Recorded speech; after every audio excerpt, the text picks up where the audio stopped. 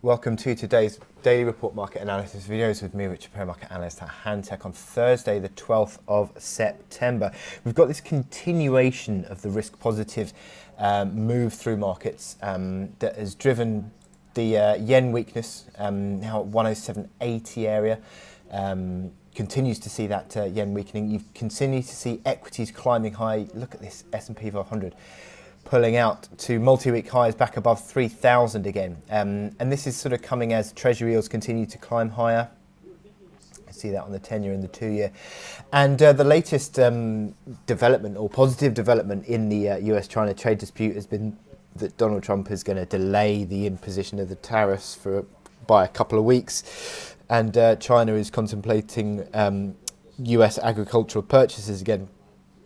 And this is all setting up ahead of the trade talks, which are going to resume in October. So decent mood music there, helping risk appetite, which is certainly look at volatility on the VIX at multi-week lows as well. So this is all playing out into positive risk sentiment. Now, it is ECB day today, and we've got the European Central Bank, which is widely anticipated to announce a package of easing measures.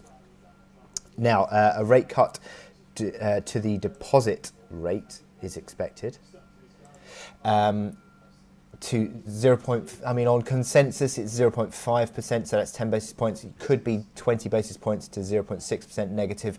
But also that's not going to be the only thing that the ECB announces. Possibility of tiering of the deposit rate to help the profitability of banks in the Eurozone. Maybe quantitative easing. Sort of broadly anticipated that an amount of quantitative easing is expected, but around about sort of 20 to 30 billion euros a month is the anticipation. But if anything more than that, could be quite a considerable move from the ECB. But the ECB does have at the moment where there is quite a split through the governing council, where the major core countries such as Germany, France and the Netherlands are all sort of saying that they don't really want asset purchases resumed. So it's going to be a right old ding dong battle in the governing council meeting, and how that is resolved will be very interesting. Euro at the moment is broadly flat on the day. Actually, in the last few minutes has actually ticked higher. Sorry, my mistake. A little bit higher on the day, but back above 110 big figure after closing around that level yesterday. Back above that today. But how the market responds to the ECB is going to be key. It's interesting that we've seen the gold price ticking back higher, now back above $1,500 today. Silver also, that's my chart of the day, and I'll talk about the technical implications of these moves in a bit. But very interesting moves that we're seeing through gold and silver, and it's interesting that we've seen the oil price ticking back higher after 3% decline yesterday. But risk appetite is certainly still improving. Now, that's not the only data point that we've got to worry about today. You've got the US inflation numbers at 1:30. US inflation is expected to tick higher on the core to 2.3%, but remain flat on the headline.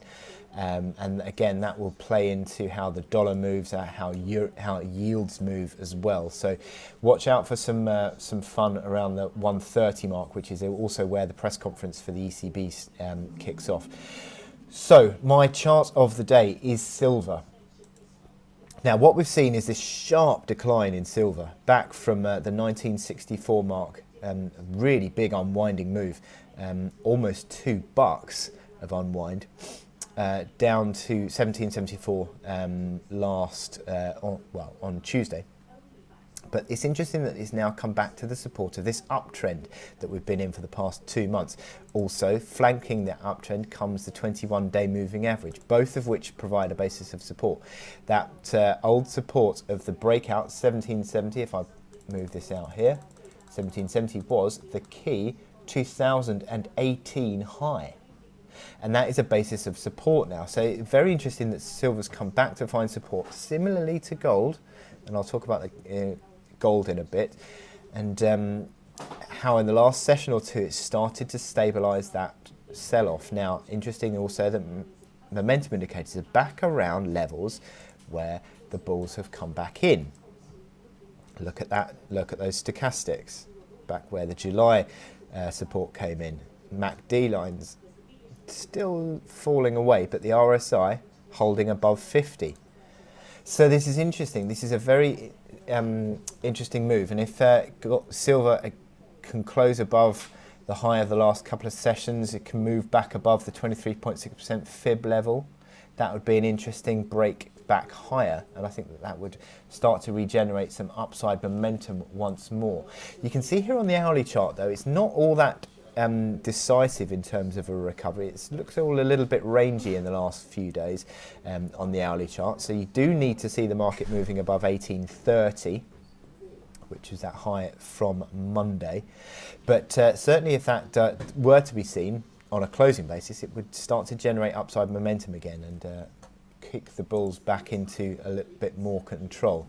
But a little bit of a tick higher in front of the ECB, and I think this is going to be a mover today and on that ECB decision. So watch out for how the market responds. So with that in mind, I wish you good luck in your trading. Click here to subscribe to our analysis videos on YouTube, but also go to our website where you can sign up for our webinars. Thank you.